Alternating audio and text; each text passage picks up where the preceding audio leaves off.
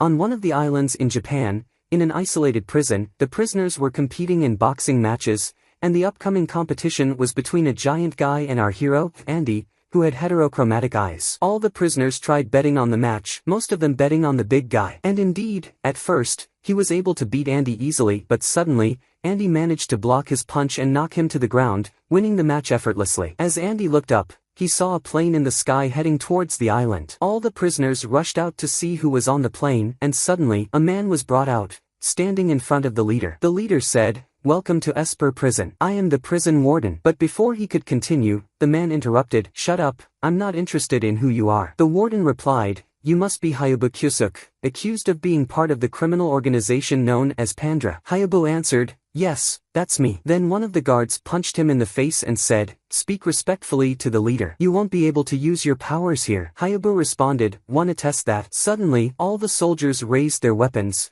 and Andy told them, "You don't have to listen to him, he's just a kid." Hayu smiled at him, approached him, and asked for his name. Andy replied, "Andy Hinomaya." As Hayu was about to respond, a guard interrupted, "You're prisoners here, you can't move freely." Hayu shot back, "You better mind your business," and used his power to lift the plane, letting it crash down. He said, "You've placed anti-Esper measures on this island, quite professional." The soldiers then grabbed both Hayu and Andy, taking them to solitary confinement. Andy sat in the room next to Hayu, thinking to himself, "What did I do to end up here?" Hayu asked, "Why did you try to stop the soldiers?" Andy replied, "I hate Esper, but I hate those who belittle them even more, and I wanted to protect you." Hayu asked, "Are you an Esper?" Andy responded, "Supposedly, I'm partly Esper and partly human. But now I'm in this place, which is the Esper graveyard. You can't escape once you're in." Hayu then asked, "But I heard someone managed to escape." Andy replied, "Yeah, someone was injured and taken to the island's hospital. That's the only chance to escape. By the way, why are you wearing a school uniform? Are you really part of a dangerous organization as they say?" Hayu surprisedly replied,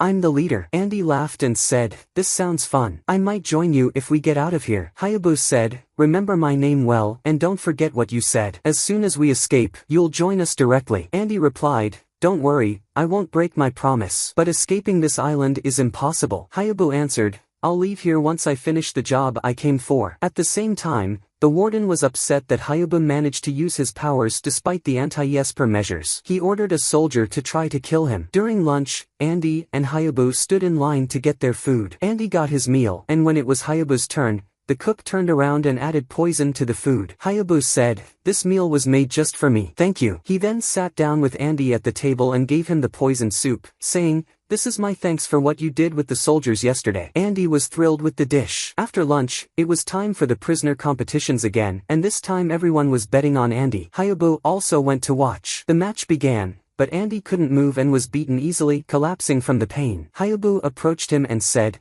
"Forgive me, the food I gave you was poisoned. You'll leave this prison as you wanted, but make sure to keep your promise to join me." The prison guards then took Andy to the hospital. Andy woke up in the hospital and found Hayu standing before him, saying, "I gave you the antidote, but don't move too much until you recover." Andy looked around and saw all the staff lying unconscious. He watched Hayu as he began to leave. Andy asked, "Where are you going?" Hayu replied, "I told you before, I have a job to finish before escaping." Andy got up and ran after him. They walked through the corridor, and Andy remarked, "This place isn't a hospital at all, it's more like a lab." Suddenly, they heard a guard approaching. Andy quickly hid, then attacked the guard and took his weapon. The two of them continued until they reached the main room. Hayu took the weapon from Andy and started shooting at everything in the room. He approached the glass cube in the center and found a little girl inside. As soon as she saw him, she said, "I've been waiting for you, leader." Hayu replied, "Don't worry, I'll deal with these people and save you immediately." He turned to see the warden, who said,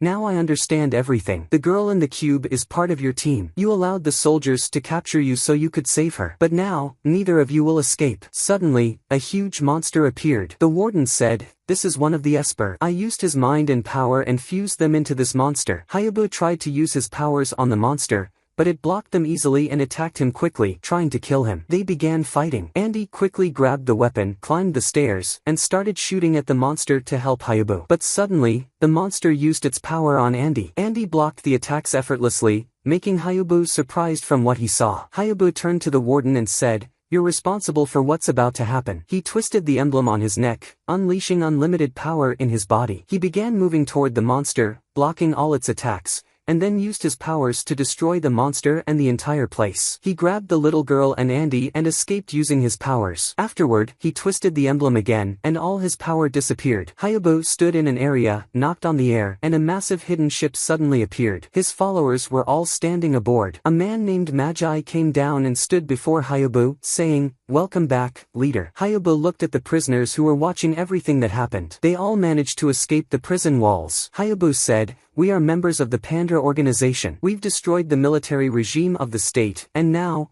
all of you are free to do whatever you want." Andy watched as Hayu approached him, saying, "I know what your power is. Get on the ship now. A man never breaks his promise." Hayu extended his hand to shake Andy's, saying, "You're very strong. You'll have to help me with all the upcoming missions." They began sailing, and Magi stood with Hayu alone, asking, "Are you sure about what you did? Allowing someone like Andy on board the catastrophe ship? He could pose a huge threat to us." Meanwhile, in the lower deck of the ship, Andy was sitting alone. Suddenly, he used the power in his eye to open a direct connection with someone else, saying, "Inspector, I've successfully infiltrated the Pandra organization's ship as planned." Days passed aboard the ship, and Andy gradually blended in. One day, Hayu came to introduce him to the crew, saying, "This is Andy, a new member of ours." He ordered Hamster, one of the crew members, to attack him with his powers, but Andy easily blocked it. Magi said, "Andy's power is that he can nullify any ability coming from another Esper." Then Hayu told Yujiri, the little girl, try to read his mind. She tried, but it was no use. Hayu told them, "This is Andy's power, and it will be very useful for us." Andy and Magi then started walking through the ship and saw many children playing in the corridors. Andy asked, "Why are there so many kids on a ship like this?" Magi replied, "Because they are Espers. Their parents abandoned them as soon as they found out, and it's Pandra's duty to take care of them. Now you're free to do whatever you want. When we need you, we'll call for you." Magi left, and Andy stood there thinking,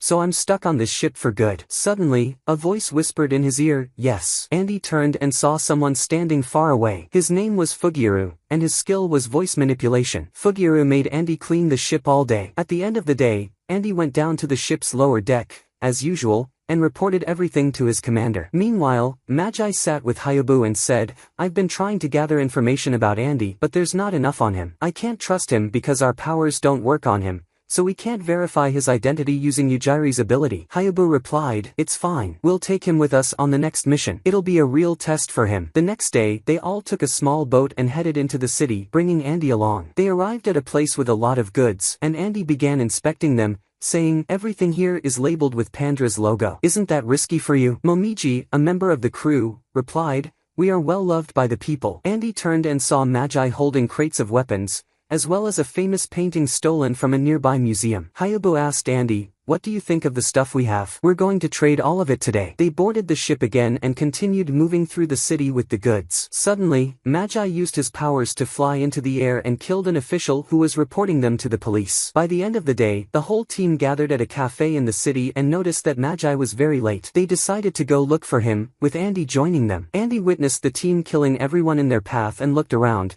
noticing that the ordinary people didn't see anything. He thought to himself, "It must be because of Fugiru's sound manipulation." Andy stood there, shocked by everything happening around him. At the same time, Hayu and Yujiri were walking together in the city, as Hayu received information about the person he would be delivering the goods to that day. Later, Hayu went to meet the person in charge, who greeted him, saying, "Welcome. It's been a long time since we last met." Meanwhile, Andy stood on the roof of a building, holding a sniper rifle, aiming at the other man, waiting for Hayu's signal to shoot. Andy thought to himself, "I need to shoot now because I'm sure Hayu and the team are suspicious of me. I have to fire to earn their trust." Andy looked around and saw Fugiru and Momiji standing nearby, with everything set for the plan. They were all waiting for Hayu's signal to start. The man in front of Hayu was an old friend and an Esper. He said, "It's been a long time since we last met, over half a century, yet you haven't aged a day. The first time I met you was in 1942. Hayu responded, "Yes, back then, I was an officer and you were my superior." Andy started recalling his research and realized that Hayu had been using his powers to manipulate genes and maintain his youthful appearance. He had once been a member of the Japanese army during the war with America. Andy became even more nervous and almost dropped his sniper. Suddenly, Hayabu gave the signal, and Fugiru said to Andy, "Shoot now." Andy tried to steady himself, but his hands were shaking. All of a sudden, the people in the room shot at Hayabu, but they all fell to the ground. Andy was stunned by what he saw and turned to find Hayabu and Magi standing there. Hayabu said, "You really couldn't shoot, could you?" He approached Andy and handed him a necklace like the one he was wearing, with the symbol of the organization. Using his power, Hayabu transported them to the meeting hall, and Magi used his ability to decapitate the other man, revealing that he was filled with wires. Hayabu walked toward the window, saying, "The real body is in that building over there. But do you know why I stayed at the same rank as you during our time in the army? Because I died before. The bullet in my head earned me a special promotion, and this uniform is for our fallen comrades. I know you can hear me now. We were old friends, but I must kill you now." Suddenly, the other man used his powers to strike the building they were in, but Hayabu effortlessly blocked the energy. He twisted his necklace, unleashing his immense power, and directed it toward the building, killing the man and destroying the place. Hayabu then turned the necklace again, returning to his normal form, and walked out of the scene. The next day, news of the explosion spread across all media, with reports attributing it to Esper powers. Queen Sophie of Britain appeared on television and announced that she would cover all the damages caused by the Espers. She also invited all nations to attend a summit in her country to discuss how Espers could coexist with ordinary humans. Meanwhile, Andy and the others returned to the ship, where they all started celebrating. Andy stood there, puzzled, thinking, how can these people, who were killing others just yesterday, now be celebrating and happy? He looked ahead and saw Hayabu standing there, saying, "I'm very pleased you've joined us. In Pandra, we are more than just a criminal organization, we're a family." And the days passed, and the time for Princess Sophie's party came. 2 representatives from Japan went to attend the event. As soon as they entered, Sakaki thought to himself, "This place is attended by all the countries and Esper organizations, but in reality everyone here is investigating each other, trying to gather more information. The world is very harsh because they believe the Espers will be a winning diplomatic solution." The other person, named Minamoto, responded,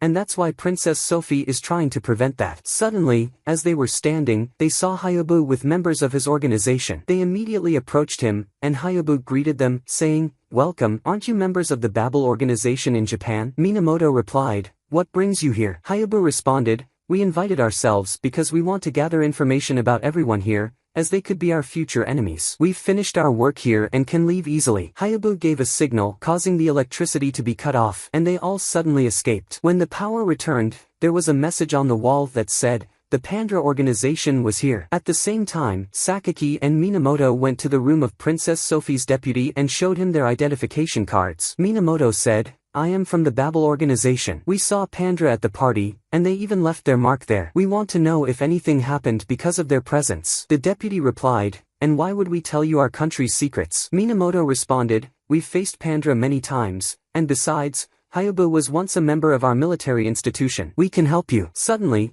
while they were talking, one of the guards entered the room and showed the deputy a video that had spread in the media about the message Pandra left at the castle, which said, "We have kidnapped Princess Sophie, and we guarantee her safety. We will contact you later to inform you of our demands." Minamoto said, "Now I understand everything that happened." Sakaki reassured him, saying, "Don't worry, we will be able to save the princess." He took out a USB drive, saying, "I got this from Hayabu when I met him in the hall." They went to check its contents, and at the same time, Hayabu was watching them, thinking, "This is exactly what I wanted. The plan is going well." Hayabu then went to meet the other members, and the princess was with them. As soon as she woke up, Magi said to her, "We are the Pandra organization, and you are now in our room, but don't worry, we won't harm you." The princess asked, "So why did you kidnap me?" Hayabu replied, "You don't need to know that, but what's important is that the person who requested your kidnapping is this little girl, Yujiri." The princess said, "I feel like you aren't as evil as people say. What do you think about working with me in my country? I can't support all your actions,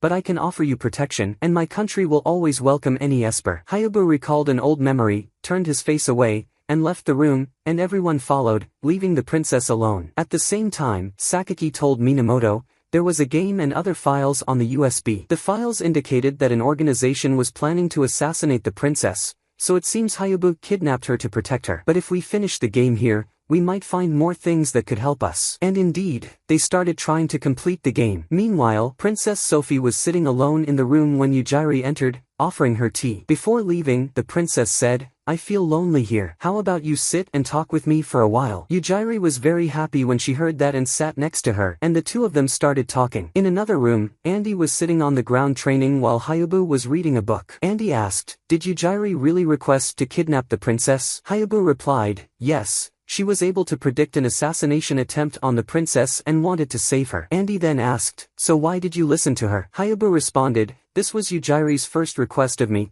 so of course, I would fulfill it for her. After all, we are a family in this organization." Suddenly, there was a knock on the door, and Princess Sophie and Yujiri entered the room. Sophie said, "I have a request. Yujiri has never gone out in the city for fun, so I want to show her around. Can we go out and enjoy ourselves for a bit?" Hayabu stood up, walked over to Yujiri, and asked, "Do you really want to do this?" She replied, "Yes." He said, "Then go ahead. I'll use my power to distract everyone, so no one will be able to recognize you among the crowd." Suddenly, all the girls in the city turned into the same appearance as Princess Sophie. Because of what happened, Fujura was able to identify the organization that wanted to assassinate the princess, and Hayabu managed to kill them all. He called Andy and said, "I hope you're accompanying the princess and Yujiri because you're the only one my power doesn't work on, so you can tell who the real princess is. I've killed all the people here, extracted information from their minds, and it turns out they are not Espers but just an ordinary organization. They received orders to kill the princess over the internet, and none of them know who the mastermind behind this operation is. But now, other people are trying to find this information." Meanwhile, Sakaki managed to finish the game on the USB, and they went to analyze the data that appeared. It turned out to be reports from the British government. Before they could read the details, Princess Sophie's deputies stopped them, saying, "This is classified information belonging to our country. I will not allow you to see it." Minamoto tried to analyze the things he had seen, and he noticed that the deputy's assistant had disappeared. He said, "Now I know who wanted to assassinate the princess." At the end of the day, the princess and Yujiri visited all the places, and then they went to visit an abandoned orphanage. There, Sophie said to Yujiri, "I was sure my feeling was right. I supported this orphanage before, and a girl with Esper powers appeared and suddenly disappeared. That girl was you." The princess remembered what happened back then and said, "I'm very happy to see you again. From the day you disappeared, I was very worried about you." She then said, "I hope you come live in my country again. I won't let you feel lonely ever again." Suddenly, while they were standing, the deputy's assistant entered, and everyone started running after him. Minamoto stood and said to the princess, "Be careful, this is the person who wants to assassinate you." Suddenly, the assistant pulled out a gun, aimed it at the princess, and fired a shot in her direction, but Andy quickly jumped and saved her. The assistant stood and said to the princess, "All of this is your fault. You used the state's budget to establish a fund for the protection of Esper rights. In the end, they are monsters with no rights. Spending money on Espers is wasteful. We should use the funds for something more useful. Anyway, it's too late now, and it's time for you to die here." Suddenly, Yujiri used her power, and a large aura appeared around her, but she saw Hayabu behind her, saying, "Don't worry, I'll protect you." He used his power to throw away the assistant's gun, and the forces managed to arrest him. The princess approached Hayabu and said, "I feel reassured knowing that Yujiri is with you. You treat her very well." "Thank you." Hayabu replied, "I promise I'll protect her." He then turned to Minamoto and said, "Sorry, I used you to find out who was trying to assassinate the princess. We've completed all our tasks here." He then used his power, and they all left. They all boarded the ship and decided to head to Japan. On the way, Magi asked Hayabu, "What makes you want to go back there again? Is it because you saw Minamoto, or do you want to see the queen?" Hayabu replied, "I'm sure the girls there are all alone. I want to check on them and make sure the Queen of Esper is doing okay." In the ship's basement, Andy was, as usual, reporting everything that had happened to his commander, saying, "I still haven't been able to reach the ship's central section because they don't fully trust me yet. But I have a plan that might work." The commander told him, "You must always remember, your mission is to retrieve the device installed on the ship, and you were chosen for this task exceptionally, so failure is not an option. I'll be waiting for the details soon." At the same time, on Japan's maritime borders, the Babel organization learned that Pandra would arrive there soon, so they prepared their defenses and stood ready. Suddenly, an order was issued for 3 girls from Babel to attack the ship, and indeed, they began destroying everyone on board. Everyone ran to try and control the damage. Before Andy could join them, Yujiri handed him her hamster and said, "This will help you since you're still weak." Andy ran to catch up with them, and the crew on the ship started dying one by one. Babel took control of the ship's system and issued orders for everyone to surrender. Hayabu told Magi, "I'll leave the conversation to you, and then he teleported to face one of the three girls, saying, "Greetings, my queen." He tried to attack her, but she blocked his strike, and they began to fight. Meanwhile, Andy was on the ship, and one of the girls was about to attack him, but he activated his emblem, used his power, and managed to block her attack. As he tried to figure out who she was, another girl appeared, helping her, and managed to tie Andy up. She tried to use her power to discover who he was, but she was shocked when her ability didn't work on him. Andy looked at her hand and saw the Babel emblem, saying, "Now I understand. You're Espers of the Japanese forces. You've clearly been fully trained to be this strong." The girl responded, "It doesn't matter who we are." She then took the small figure of Hayu from the hamster and said, "This is the key to entering Pandra's ship's command room. Now, we can control it." Andy thought, "They're trying to breach the ship's security. I need to go with them to reach the main room." He then said to them, "Before you go, take me with you. I'll be dead soon because of Hayubu's fight upstairs." The girl agreed, "We can use his power as a shield to protect us from the rest of the organization," and they decided to take him along. The two girls attacked the rest of the organization members, using Andy as a shield, and managed to breach the ship's system, taking control. At that moment, Andy managed to escape from them and reach the ship's main room, saying, "I finally made it here." But suddenly, Hayu appeared behind him, saying, "What are you doing here? Come on, everyone is waiting for you upstairs." Above, the ship was under Babel's control, and Magi tried to breach the ship's defenses but to no avail. Hayu said, "Since it's come to this, I'll head up and attack them, and you cover my back." Before he could use his power to teleport, Andy ran and grabbed his hand, and they teleported together. Hayu asked him, "Are you really that worried about me? Well, come with me. You might be useful." They breached Babel's main ship, freeing the captured members. Suddenly, the three girls appeared before them again. Hayu told Andy, "I'll take care of them. You go and take control of the ship." Andy quickly ran out of the room but found Babel's commander standing in front of him, saying, "I've heard you're a new member with them. Anyway, I have the ship's control device. Come and take it if you want." Andy ran towards her and tried to hit her, but she dodged and easily knocked him down. She used her power to throw him into the sea. However, Andy got up again, grabbed her hand, deactivated her power, hit her, and broke the device in her hand, restoring control of Pandra's ship. Suddenly, Andy heard Minamoto's voice behind him, holding a gun and ordering him to surrender. Andy raised his hands but kicked a piece of the device, and then tried to hit Minamoto, managing to escape afterward. Hayu caught him and flew him away, saying, "Don't worry, I managed to save you." They returned to the ship to escape from there. Hayu looked out of the window and saw another trap laid for them ahead, with the three girls standing in front of them again. They used their power to pull the ship towards them. Hayu said, "I'll activate the queen, and you try to resist their power." Andy asked, "Who is this queen?" Magi replied, "She's the original owner of the ship. We, the Pandra organization, are not just a criminal group. We fight to free oppressed Espers and create a new world. The next leader of the Espers will be this queen." And Hayu was able to know this through his power to foresee the future. That's why he's trying to protect her and doesn't want to kill her. Hayu stood in front of the ship, saying, "The queen, Kaoru, this will be her throne. But right now, she's still young and under Babel's control." He turned his emblem and unleashed his full power, managing to block the queen's force against the ship. He then turned the emblem again,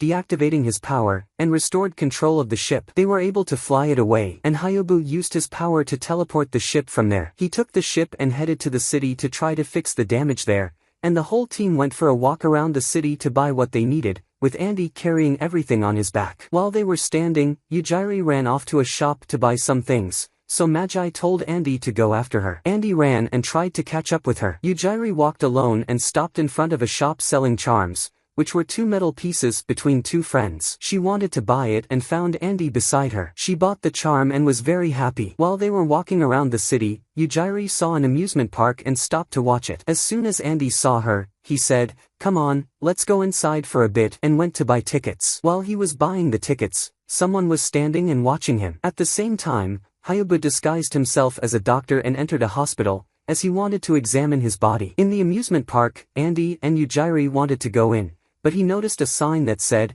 "No Espers allowed," so he held her hand, used his ability, and managed to get through the gate. They started riding all the rides together. Afterward, they sat down to watch a circus show. While they were sitting, Andy told Yujiri, "Stay here, I'll go get us something to drink," and he got up and started walking toward the bathroom. Suddenly, he turned around and stood in front of the person who had been following him, saying, "You've been following me quietly since this morning. What do you want from me, Mr. Minamoto?" Minamoto said, "I came here to talk to you as a detective from the United States." Andy replied, "How am I a detective?" Minamoto responded, during our fight, you were using a technique from the US Army. Andy said, that's weak proof, but then the head of the Babel organization told him, your arrival here is more than enough proof. My name is Fujiko, the director of the Babel organization against Espers. Minamoto added, don't worry about the girl with you. One of us is watching her now. Andy asked, so what's your goal? Minamoto replied, we want to eliminate the Pandra organization once and for all, and we want you to help us from the inside. Andy said, you know, if I tell Hayabu this information, they will trust me more, which would be better for me. Fujiko said, at that point, we'll also give them information that there's an American spy among them, and just the suspicion alone will greatly reduce their trust in you. Andy replied, you know a lot about Pandra. What's the connection between you two? Minamoto said, during the last World War, every country invested its power in Espers, and just before the war ended, Hayabu, a special Japanese forces member, was betrayed by his superior. In revenge, he killed every party involved, one by one. Not only that, Hayabu also killed the founding members of the Babel organization, whose goal was to protect the Espers. At the time, he claimed that he didn't trust any ordinary people and had no connection with them. Andy said, I can't believe that story so easily. Fujiko responded, it doesn't matter. What matters is that it's the truth. And from that time, we've known Hayabu. Minamoto asked, what do you think about helping us? Anyway, I don't want your answer now. I'll give you time to think. It would also be in Hayabu's best interest. At the same time, Hayabu was doing some tests on himself inside the hospital, and when he saw the results, he was not happy at all. In the amusement park, the circus show that Yujiri was watching ended, and all the audience members stood up. Yujiri started looking for Andy to leave, but suddenly she heard a child crying, so she went to see what was wrong. He told her that he was lost from his family. Yujiri said, don't worry, I'll help you find them, and she took his hand, closed her eyes, and listened carefully to the sounds in the area until she found his family looking for him. She took him to them. When the child reached his family, he told them, this girl helped me a lot. She closed her eyes and was able to hear your voices. The father was shocked when he heard this and said, could she be an Esper? They quickly left, and Yujiri was left standing alone. The people around started whispering that she might be an Esper and called security to take her out. The security guards came to take her, but suddenly she used her ability and created an illusion over the entire area. News of the incident quickly reached Minamoto and Andy, and they rushed to save the situation. Andy twisted his charm and ran toward Yujiri quickly, stopping her ability and telling her, don't worry, you didn't do anything wrong. Suddenly, the rest of the Pandra members arrived, saying, we sensed Yujiri's energy and came here right away, and they took her and left the area. They all returned to the ship. Momiji was comforting Yujiri, saying, don't worry, I know today was hard on you, but the whole family is here. Now go help them with the celebration. After she left, Andy asked Momiji, what does family mean? You all use that word a lot. Momiji responded, when I was a child, my city was in a civil war and there was no one left alive from my village. Just before the soldiers were going to shoot me, I found Magi standing in front of me, protecting me. I looked beside me and saw Hayabu coming in, saying, I know you've suffered a lot because you're an Esper, and if you want to take revenge on them, I'm here to help. And if you want to live in peace, I'm here too. From that moment, we've all been together. Everyone on this ship is in the same situation as me. Hayabu is trying to create a world where Espers can live in peace without fear, and we are all grateful to him. Suddenly, a girl came in with a cake. Andy asked, why is there a picture of Hayabu on it? She replied, because today is his birthday, and we want to surprise him. Andy said, I didn't know and didn't get him any gift. Momiji said, it's okay, we'll forgive you this time, but next year, you have to remember. When Hayabu heard the word next year, he remembered the tests he had done at the hospital and thought to himself, I don't have much time left. I doubt there will be another birthday for me. By the end of the day, Andy went to submit his report to the commander, and he was shocked when the commander told him, your investigation is complete. Japan is now an ally of ours, and we will benefit from it. Now, you need to take control of the ship's system. As soon as you find the plan, contact us immediately, and we will handle the rest. Inside the ship, all the members had gathered to discuss their next plan, which was to steal the latest device that nullifies Esper abilities. Maggie told them, we need to steal it intact without destroying it because we need to study the latest technology humans have reached. At the same time, Andy was talking to himself, saying, if I complete the mission I came here for, everyone on the ship could get hurt. Suddenly, Hayabu said, by the way, as soon as we complete this mission, we will return to Japan because I saw the future again using my ability, and I know that the queen and those with her might be in danger at the hands of Babel. Then he turned to Andy and said, "Why are you so quiet today? It seems like something is bothering you." Andy responded, "No, nothing's wrong. I'm just tired." He went to get a drink and sat next to Memoji, saying, "I want to ask you something. Why does Babel hate us now?" She replied, "Because there's an old history between us." Andy said, "I heard a rumor that they had problems when they first started the organization, and I learned that Hayabu was connected to them." She said, "I can't tell you anything, but you can ask Hayabu himself." While they were talking, Yujiri approached them, saying, "I can't sleep, and I want someone to come read me a story." She chose Andy, and he went with her to read the story until she fell asleep. He got up to leave the room, but the hamster said to him, "Wait, before you go, return this book to the library." Andy went there to return the book and started browsing some books. Suddenly, an old photo fell out, and when he picked it up, he saw it was a picture of a group of soldiers wearing the Babel emblem, with a young Hayabu among them. Before he could understand anything, he heard someone coming, so he hid to avoid being seen. He saw Hayabu approach a book, open it, and a ghost of an old soldier appeared, saying, "It's been a long time, Etsumi." Etsumi responded, "Where am I now?" Looking at the book in Hayabu's hand, he saw it stained with blood and said,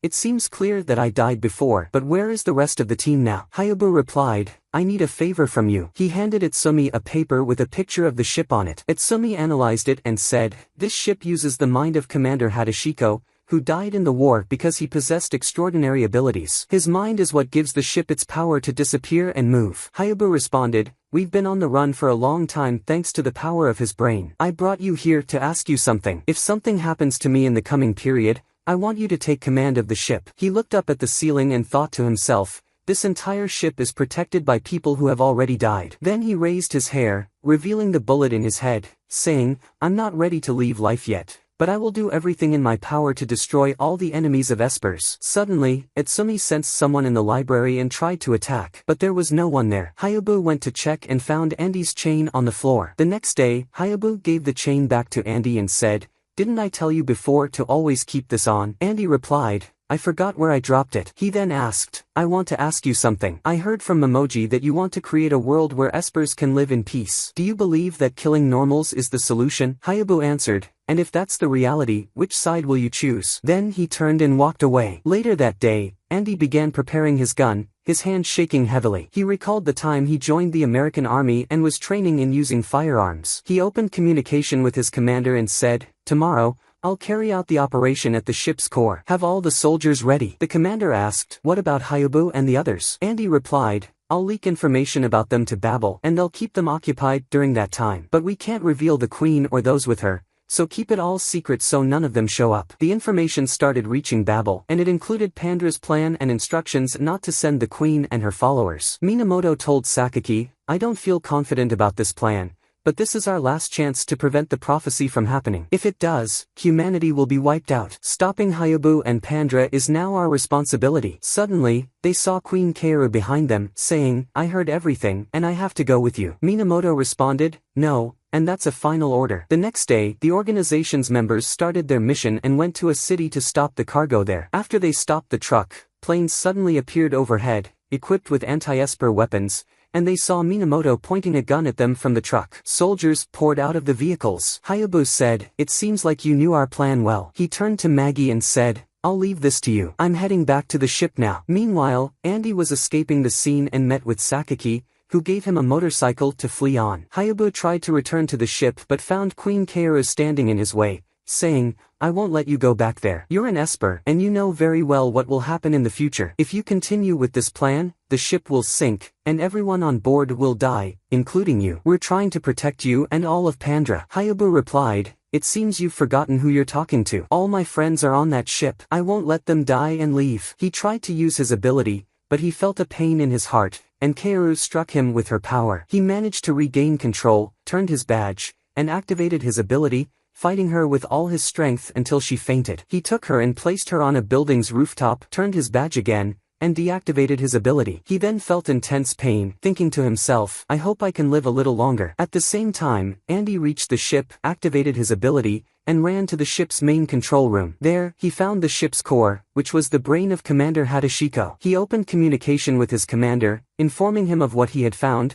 and said, send the soldiers immediately. Babel won't be able to delay them for long, and all the people on board are just children now. Tell the soldiers not to hurt any of them. Andy approached the device to inspect it, but suddenly, he heard Hayubu's voice behind him, saying, "Now I know your answer to my question, Secret Agent Andy. This is the core of the ship's power, and I won't let anyone destroy it." Andy asked, "You knew my identity?" Hayu replied, "Yes, I've known for a while. Your combat techniques are all those of the American Army, but I don't need to tell you anything more because you're about to die, just like I did once before." Hayu started to remember his past, when there was a war between the countries, and he decided to move to Japan because it was safe there, and also because it was his father's homeland. As soon as he arrived, he was greeted by one of his father's friends and his daughter, named Fujiko. Fujiko was very happy to see Hayu and treated him like her younger brother. She was also an Esper. Hayu lived with them, and one day, he was writing a letter to his late father telling him about his new life. Suddenly, Fujiko entered and took the letter to read it,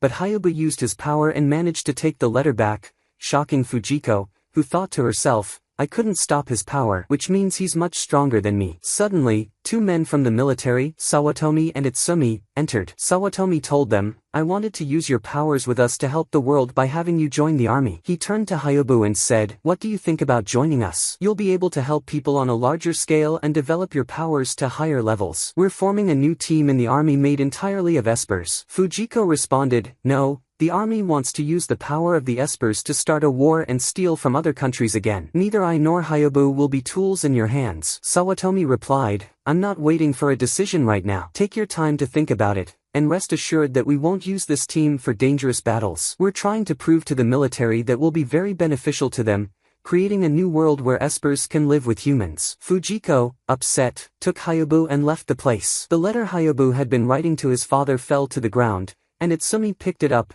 took the information in it, and handed it back to Hayu. He told Sawatomi, "I don't think Hayu will join us, because the letter he was writing was to his late father, and it's clear that his father was very worried about him using his powers. He was trying to keep the matter as secret as possible." Sawatomi responded, "I know their power isn't their choice, but with it, we can change the entire world. According to the records, Hayu and Fujiko are among the strongest Espers in the world, and I'm confident they will join us." Later that day, Hayu was lying in his bed, thinking about what Sawatomi said earlier, and thought, "I could use my power to help people, but my father told me to abandon it. But if people would recognize me as a soldier and a citizen, then I would surely agree." At the same time, Fujiko was thinking the same thing. The next morning, they both woke up, got dressed, and decided to go with Sawatomi. All the Espers gathered to form the new unit in the military, and among them were Hayu and Fujiko. Sawatomi welcomed them to the place. Days passed, and the unit was officially formed. They began their special training, and soon,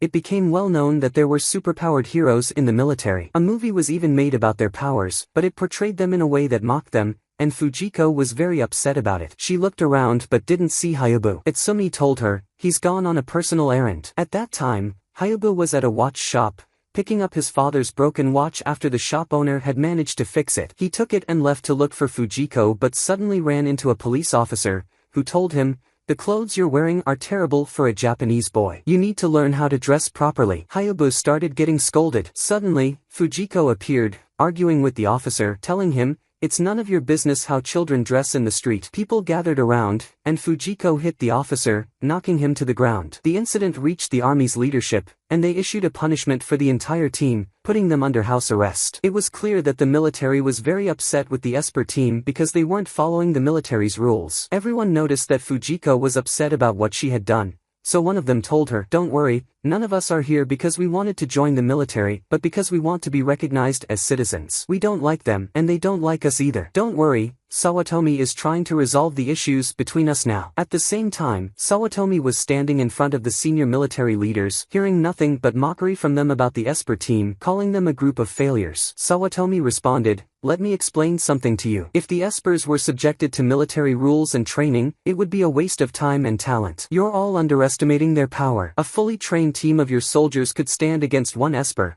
but all the Espers together could destroy an entire army. Change is always necessary, especially during wars. The whole world has realized the power of Espers, and they've started using them for their military advantage. If we, as the Japanese, don't do the same, we won't be able to stand against any external force." However, the faces of the leaders were still filled with objection. Sawatomi continued, "We may have problems as soldiers under your command, but I request that our military strength be recognized. We are willing to be tested. Choose your most powerful weapon against one of us. If we lose, we will disband the team. According to my information, the Navy has recently requested a new generation of fighter jets, and they are currently being tested. We can assist you in that test. If we lose, you'll be rid of us, but if we win, we will be officially recognized as the strongest team within the Japanese army. Sawatomi returned and gathered the entire team to inform them of the plan, saying, "We must win this battle because it will determine the future of Espers in this country. The battle will be aerial, one of us against one of them,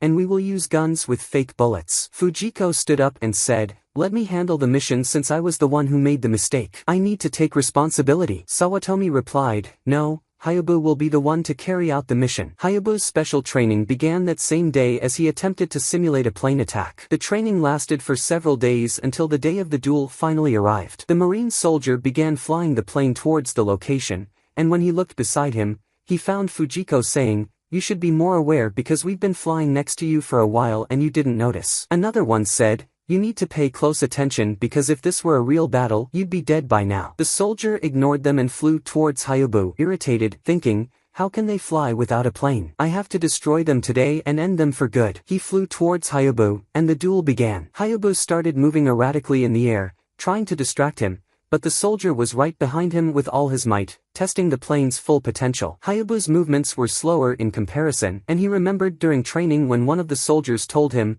"The plane will fly at 500 kilometers per hour, so you need to be very careful. Our advantage is maneuverability, not speed. You need to be able to turn easily while flying. That's where you'll excel. When he flies after you, you need to dodge, and when he turns the plane to catch you, that's when you turn your body and shoot him in the head. At that moment, you'll win the battle." Hayabu replied, "But the machine gun is very heavy. I prefer to use a regular rifle because every fighter has a well-known weak point, and it's right above the forehead. If I can aim one bullet at it, the whole fight will be over." Hayabu tried to execute this plan by dodging the plane's attack, but suddenly, he felt his body become heavy and a large force pulled at his legs, halting his movement. Sawatomi and the other soldiers stood on a ship watching the battle unfold, and one of them said, "At the end of the day, Hayabu is just a child. He can't unleash his full power because of the immense pressure." Sawatomi reassured them, "There's no need to worry. I know the fate of our unit depends on this duel, but I anticipated something like this. I've invested my entire future in this unit, and I didn't choose Hayabu randomly. Just keep watching him. The more pressure he faces, the stronger his power will become." Hayabu felt a force binding his entire body and remembered his father's words, never to use his power, and that if he obeyed the military, he would become nothing more than a tool in their hands, just like what happened to his mother. He recalled his father hitting him, saying, "Your mother died because she tried to help humans using her power. The army kept conducting experiments on her, and I helped them, believing I could benefit humanity. I chose to help people over the girl I loved. I won't let you make the same mistake. You can't use your power. If you want to live among people as a human, forget about the power you have." The force around Hayabu began to weaken, and he thought to himself, "No, I was born in Esper, and this is my reality. I won't try to live a life that isn't mine. I must be myself." He remembered Sawatomi's words to him on the ship before the battle, "You were born in Esper, and that's an advantage. You have to use it. There's nothing to fear, so forget your father's words. This is your home now. As long as the Esper unit exists in the military, you can be yourself. If you can't unleash your power in the fight, then you'll have the freedom to choose how you want to live your life." The energy around Hayabu disappeared, his speed increased dramatically, and he began to outmaneuver the plane. During the fight, his father's watch fell into the sea, and Hayabu thought, "I need to buy myself time to land the killing shot." He stood still in front of the plane, and as it turned, he fired one shot, winning the duel. Before the team could celebrate the victory, someone rushed in and told Sawatomi that there was urgent news. An unidentified submarine had been spotted in the surrounding waters. Sawatomi ordered Hayabu to head there immediately. The entire team flew to intercept them and found the submarine firing at them. They then dived into the water. The team reported to Sawatomi, explaining that it was likely an American submarine. Suddenly, Hayabu noticed 3 dolphins swimming nearby, each marked with numbers. It became clear that they were Espers. The dolphins used their powers to send a message to Hayabu, saying they were there to help. But suddenly, a missile was launched from the submarine, killing one of the dolphins. 2 more missiles were fired at the remaining dolphins. One of Hayabu's team members tried to destroy them and managed to stop one, but the other missile headed toward the dolphins. Hayabu sprinted to intercept it, with the soldier in the plane helping him move faster than the missile. He dove into the water, stood in front of the missile, and used his power to stop it, successfully saving the dolphins. The submarine retreated, and Hayabu and his team returned to Sawatomi, overjoyed with their success. Hayabu felt immense gratitude for having Sawatomi in his life and decided to follow his path for the rest of his life. Forgetting his father's words, he resolved to live true to himself with his friends. One of them took the dolphins to the city, and one of the dolphins said to him, "Be careful. We are fine for now, but you are the ones close to death." Indeed, within less than a day, everything in Japan had changed. An atomic bomb had been dropped on Hiroshima. Hayabu rushed to speak to Commander Sawatomi, telling him, "This is a new type of bomb. We need to act fast." Sawatomi responded, "No, you've done your part, but for us, the war is over. Unconditional surrender is the only option we have now. Japan has no military strength left, and every member of the Esper unit has been injured except you." Hayabu said, "I can still fight alone, at least to stop the second bomb." Sawatomi replied, "No, our fate has already been decided. We have to lose and rebuild ourselves. Look here." He showed Hayabu a device he had made that contained the mind of the dead dolphin, which he could analyze and use its special powers. "I used their power to see part of the future. After the war ends, the number of Espers will increase dramatically, and you will lead them and destroy the world." Sawatomi raised his gun to Hayabu's face and said, "I'm very grateful to you, but I won't let the occupying army know you exist. Your power is unmatched anywhere in the world. I tried to turn you into a monster, but I can't allow anyone else to control this power." He fired 2 bullets at Hayabu, who collapsed, bleeding. As he lay there, Sawatomi said, "I won't let you become an enemy of humanity. After all, I'm a human, not an Esper. The power you possess is mine alone." Hayabu started to cry, remembering his friends who had died. When he looked up, he saw Sawatomi standing over him with the gun aimed at his head, and Sawatomi fired one last shot at him. Hayabu collapsed, drenched in his own blood, but suddenly stood up again. Before Sawatomi could fire again, Hayabu used his power to kill him. He asked himself, "Am I truly a monster?" He left the place and swore never to forgive any human. At that moment, in the present time again, the US military forces had started surrounding the area, and Hayabu began attacking Andy. Andy couldn't stop his attack, so Hayabu said to him, "You must be surprised that you can't stop my power. You can stop any power, but you can't stop active motion. In other words, if I throw something at you and release it before it reaches you, you won't be able to stop it." He struck Andy, knocking him to the ground. However, Andy got back up and pointed a gun at him. Hayabu asked, "Why didn't you shoot?" Andy replied, "My mission is to take this device and retrieve it safely. I don't need to kill you." Hayabu responded, "I thought you were like a dog, but it turns out you're someone else's dog." Andy told him to say what he liked and threw the gun at him before running toward the device and using his power to deactivate it. The ship's engines stopped, and it reappeared in the sea. The US military located the ship's position and began their operation, with many drones spreading throughout the area. They hacked into the ship's system and started speaking through its speakers, warning everyone on board to withdraw and surrender immediately. Upon hearing the voice, Hayabu was shocked, recognizing it. Suddenly, the drones launched a direct attack on the ship, and Hayabu became enraged at the person he had heard,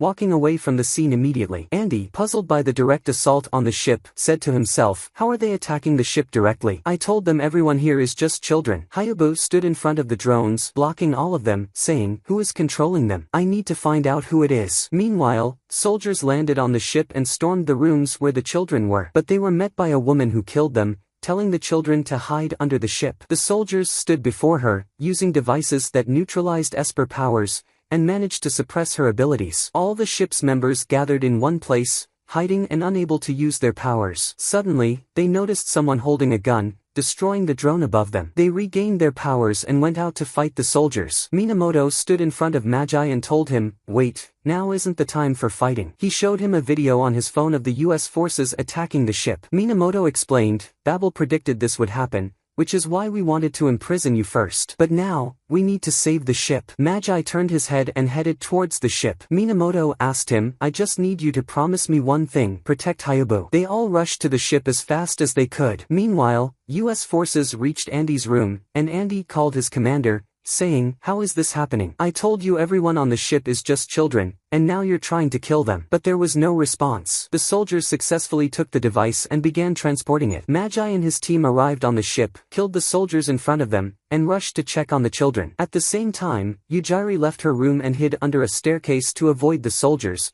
but Andy's commander found her hiding spot and alerted the troops. He decided to take her hostage. Under the ship, Magi and his group reached the children and decided to try and evacuate them. Magi and Momiji went to search for the others. Above, one of the soldiers captured Yujiri and placed a seal on her neck. The troops surrounded her with an anti-Esper device until she lost consciousness. In the command room, Andy walked with the soldiers, and suddenly, a hamster appeared, saying, "You're a traitor," with them. Just as Andy was about to strike it, one of the soldiers shot it first. Andy went along with them to transport the device and found his commander standing before him. The commander told him, "You've completed your mission," and Andy looked behind him, shocked to see Yujiri held hostage. He asked, "What does this mean? You told me you'd leave the children alone." The commander replied, "I'll respect her human rights, to the extent of our ability. In the end, any Esper not under our supervision could lose control and destroy the world. If we want to achieve peace for humanity, we must take strict measures." Andy punched the soldier next to him, grabbed his machine gun,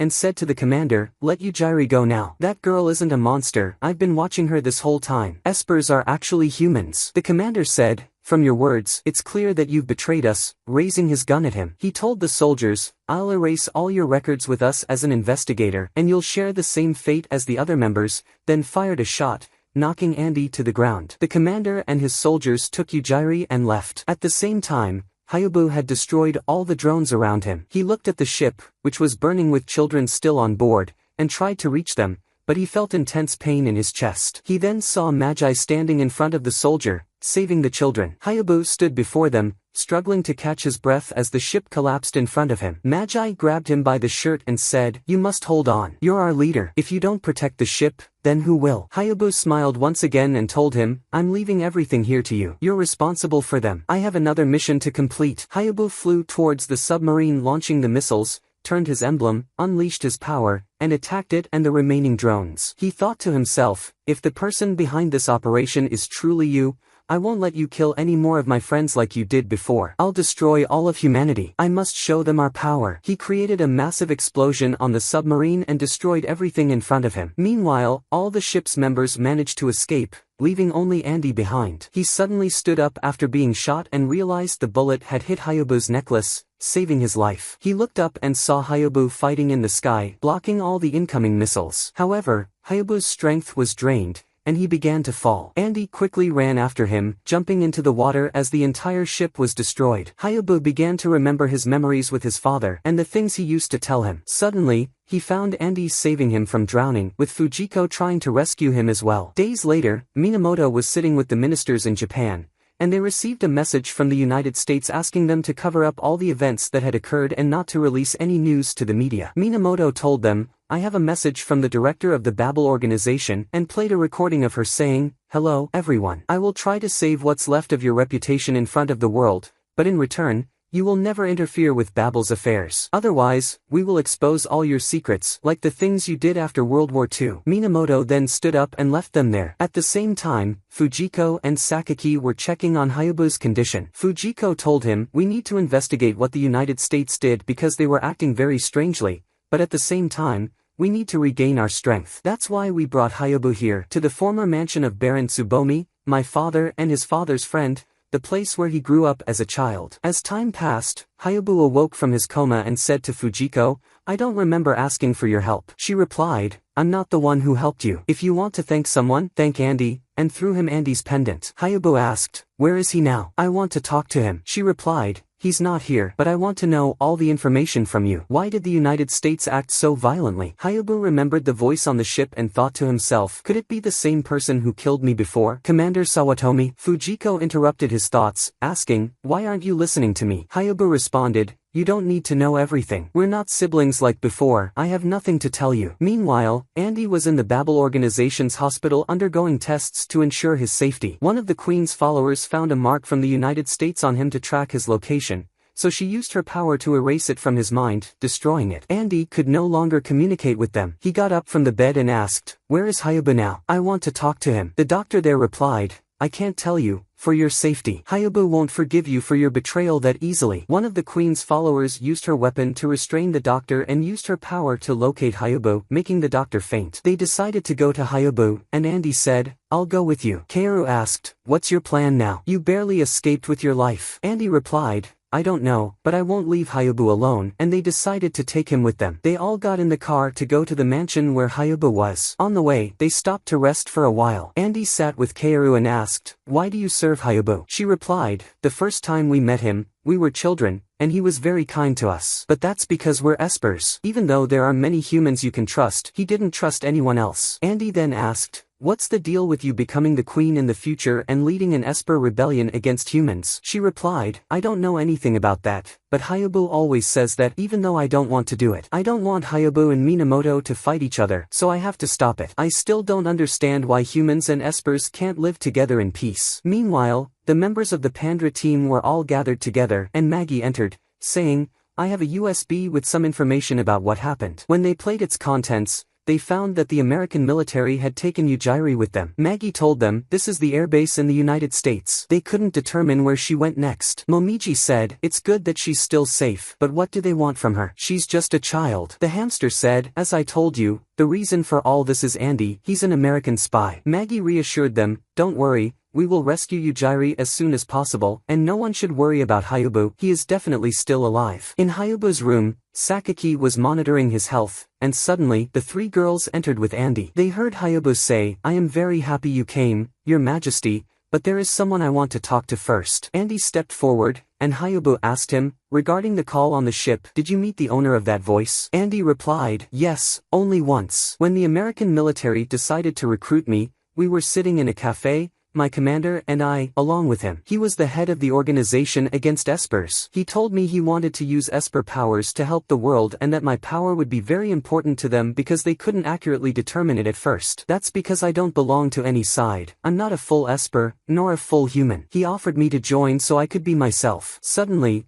Hayabu grabbed him by his clothes and threw him against the wall, demanding, "What is his name? Answer me quickly." Andy replied, "I don't know, he didn't tell me his name. But I found out he's Japanese and participated in the last World War." Fujiko was shocked and said, "It's impossible that man is still alive." Hayabu got very angry, and a large amount of energy began to emanate from him until he fainted. At the same time, Minamoto arrived outside the mansion and went to Sakaki to check on Hayabu. Sakaki told them, "Unfortunately, it looks like Hayabu is going to die soon. I think the symptoms have been showing for a while. There's only one way to save him, but the results are not guaranteed." Meanwhile, Andy was listening to Hayabu's story from Fujiko and learned that Sawatomi was the person who shot him in the past and that he died before but came back to life because of his power to seek revenge on the naturals. She told him Hayabu was betrayed by the people he trusted most in his life, and the same thing happened to her. After they lost the war, all the members of their team were killed one by one. Luckily, she managed to escape and founded the Babel organization. The members of Babel whom Hayabu killed in the past were all linked to the old army team. Andy asked, "Does that mean you joined the army that betrayed your friends in the past?" Fujiko replied, "It doesn't matter what you say, Babel wouldn't have existed without what I did. I left the past behind to think about the future. The memories of my friends, Hayabu's revenge, and my past life are all history to me now." Hayabu woke up from the noise beside him and saw Kaoru sleeping on the bed next to him,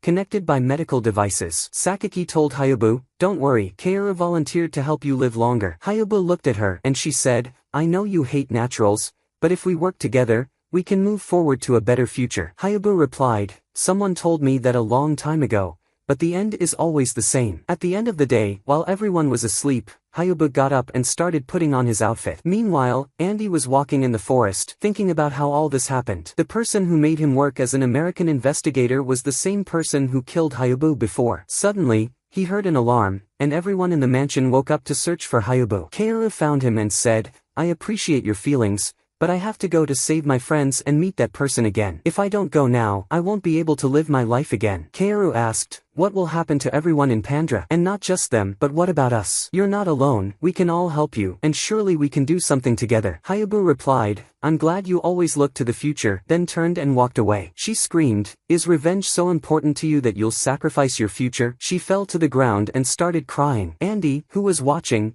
heard Minamoto say, "Go now, stay with him, and help him with everything you can." Andy got in the car and went to catch up with Hayabu. He stood in front of him and said, "Get in with me. I'm also upset with the American military for betraying me, and I also need to save Yujiri." Hayabu gave him his pendant and got in the car with him, saying, "Let's see what happens there." At the same time in America, Andy's commander was driving his car on the way home. On the way, He was listening to the news announcing that the winner of the New York elections was a person supporting Esper rights. As soon as the commander reached home, he opened the door to find Hayu waiting for him, with Andy holding a gun to his head from behind. The commander said, "It looks like you both came back from the dead." Andy demanded, "I want to know where Yujiri is right now." The commander replied, "It's clear you've changed your allegiance, but the truth is you will never be complete." He turned and struck Andy, taking the gun from him and pointing it at his own head to commit suicide, but Hayu managed to stop the bullet, saying, "I won't let you die so easily. There are still many questions I need answered." Andy took the gun from him and held it behind his back again. The commander sighed, "It's clear I have no second chance. I'll take you to the person you want." At the same time, Minamoto was with Fujiko, informing her about the information he had uncovered. The person behind the American attack decision on the ship was someone from Japan who moved to the United States after the last war. Fujiko said, "Now there's no doubt, that person is Sawatomi." On the other side, Andy and Hayu were walking with the commander, entering the State Department building. The commander said, "You might be wondering why we are here, but you should know we are not the only ones working on this plan. There are more people with a common goal, ultimately, for humans to harness Esper power." Andy asked, "Then why do you mark the Espers you detain?" The commander replied, "It's a biochip. We use it to tame their power if they have any outbursts. This is exactly like your Esper friend, Yujiri. She was an experimental product of a certain organization, but due to negligence in lab supervision, she managed to escape. She is simply a monster among many other monsters we were able to create." They all entered another room, and the commander said, "Yujiri was here a few days ago, but I don't know where she is now." Hayu approached a chair and extracted the information from it, confirming she was indeed there. Suddenly, they heard a voice, saying, "I've been waiting for you here for a long time. It seems some things have changed, but for me, everything is the same as always." Hayu exclaimed, "I was sure I killed you back then. How did you manage to live again?" The voice responded, "I clung to the power of life." Hayu asked, "And what's your goal in collaborating with the United States?" The voice replied, "I'll give you a hint," and displayed an image of the future,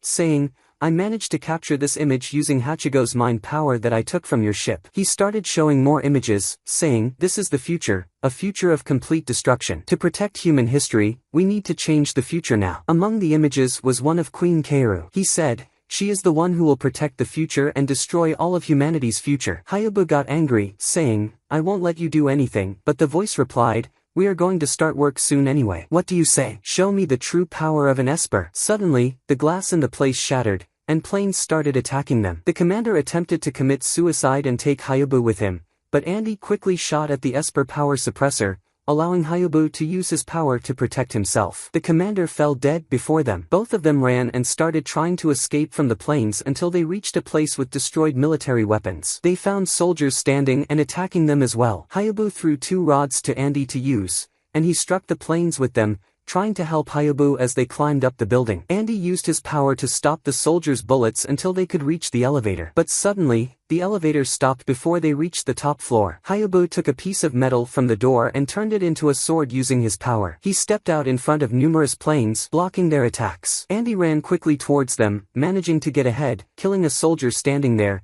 taking his weapon, and starting to shoot at the remaining planes. They moved until they reached a large courtyard. Andy shot at the Esper power suppressors in the area. Suddenly, small shells started falling from the ceiling, and Hayu said, "These shells will slow down our movement, and we won't be able to escape easily." Many planes entered, and Andy started shooting at them with his weapon while Hayu tried to destroy the rest with his sword. Numerous soldiers stormed the place, surrounding Andy and Hayu from all sides. Hayu's power began to weaken, and just as he was about to use his full power by turning his badge, Andy said, "No, you'll waste your power here. Save it for the main fight. Try to escape now, and I'll deal with them." "I'm very sorry because it's my fault we're in this situation. I should have told you the truth from the start." Hayu said, "You don't need to apologize. In truth, I wasn't always right either. But I won't leave. I'll stay and fight them with you." The number of soldiers increased, and suddenly, the glass in the place shattered again, and members of the Pandra organization entered, fighting all the soldiers. Magi approached Hayu, saying, "I'm sorry I'm late," and they killed everyone there, taking them and escaping. They all stood on another ship, and Fujura said to Andy, "What are you doing here? Didn't you already betray us?" Andy replied, "I want to save Yujiri," and Fujura punched him in the face, saying, "Now we're even. We need to think about how to save Yujiri now." All the members of the ship watched the conference of the New York governor, who was trying to convince people to cooperate with the Espers and leave all conflicts behind to ensure a better future for everyone. Hayu remembered the images he had seen before and told them, head to New York State immediately at full speed. At that moment in New York, everyone was cheering for the new candidate, gathering in the streets. On the roof of one of the buildings, Yujiri was standing with Fujiko behind her. Suddenly, Yujiri turned and used her power on her, managing to control her mind and trap her in an illusion, seeing a copy of herself. The same thing happened with Magi and Momiji. Yujiri began walking through the city until she met Andy on the road. On top of one of the buildings, Hayu was standing and holding Yujiri's charm, which he took from her on her birthday. In a dark room, Satomu was observing everything that was happening, saying to himself that Hayu was still hiding until now. He instructed one of his followers to keep a close watch on the area because Hayu could appear at any moment. He then said that President Green had been elected and that, according to his vision of the future, this would bring temporary peace between humans and Espers. But today, if the president was assassinated by an Esper, the future would be rewritten. Riots would increase in the country, trust between humans and Espers would diminish, and an organization would be established to regulate their freedom, preventing Espers from rebelling. This way, the future could be protected, and Queen Kaoru would be completely erased from the future. Andy started running after Yujiri to catch up with her and found that she had dropped her charm on the ground. He picked it up and ran up the building after her, but security guards caught him. Suddenly, Minamoto and Sakaki arrived, knocked out the guards, and Andy quickly ran to the main government building where Yujiri was standing on top. As soon as the president stepped onto the stage, Yujiri's power exploded in the area, and she began to attack the president. Andy managed to block her attack, and the president escaped from there. Police forces arrived to shoot at Andy, but Minamoto and Sakaki stood in their way, blocking them. Everyone started to flee, but before they could get far, Yujiri's power exploded again, trapping everyone in her illusion. All the people began chanting for the death of Espers, orchestrated by Satomu, who was closely monitoring the events and said that he was close to achieving his plan. Without a power like Yujiri's, they wouldn't have been able to rewrite the future. He looked up and saw Hayu standing in front of Yujiri, saying that nothing would change. Suddenly, Yujiri attacked Hayu, but he managed to block the strike and said that it was clear she was under hypnosis, but her power would not affect him. He looked up to see a person who looked like him, and they began to fight, matching each other in strength. Suddenly, more hallucinations and old memories appeared, reminding him of the plane he attacked as a child, followed by memories of his old friends attacking him, and then his father's voice speaking to him. He told himself to stay calm, knowing it was all an illusion. He saw Satomu pointing a gun at his head and shooting him again, causing him to fall to the ground, bleeding. He got up to find his younger self holding a gun to kill him. Hayu stood up, turned his emblem, and decided to use the last of his strength. All the hallucinations began to dissolve, and he saw Yujiri in front of him. She also started to remember her old memories, the time she escaped from the lab, moved to an orphanage, her lonely life, and the moment she met Hayu for the first time. She took a step closer to him, her illusion lifting from the city, returning everyone to normal. Andy arrived on the rooftop, seeing Hayu using all his power to help Yujiri. He then removed the emblem from her neck, waking her from her hypnotic state. Suddenly, Hayu's power exploded, and he said he couldn't control his body anymore, having used too much power. The emblem on his clothes shattered, and he told Andy to take Yujiri and run away quickly. He said he tried to protect the future for them, and if this was his end, he had no regrets. Andy replied that he wouldn't listen this time, approaching him and saying he had hated Espers all his life. But on Hayu's ship, he learned that they were just ordinary people and wouldn't let this be the end. He found Yujiri clinging to his clothes, trying to move with him. He gave her the charm she had dropped earlier, and they both tried their hardest to move forward. Andy said that his future had changed since meeting Hayu in prison, and he was excited to see the future Hayu would create. He placed his hand on Hayu's shoulder, using his power to stop Hayu's energy until he finally managed to stop it and collapsed, unconscious. The next day, Hayu went to a park in the city and found Satomu sitting alone. Hayu told him that all his assistants had been arrested, his organization dismantled completely,